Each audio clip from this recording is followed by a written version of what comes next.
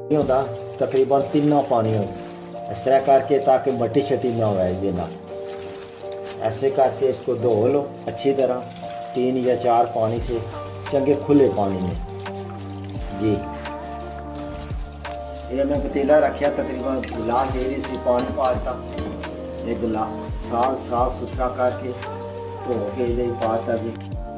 ये तकरीबन एक मिर्च पाउडर है टेबल स्पून, ये एक अदद नमक है टेबल स्पून, और ये कूटी हुई मिर्च है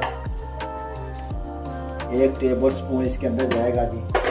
और थोड़ी सी 1 चुटकी हल्दी की, 1 चुटकी हल्दी भी थोड़ी सी डालनी होती है जी। उसके बाद लहसुन अदरक ये सारा कूट के मैं डालूंगा इसके अंदर।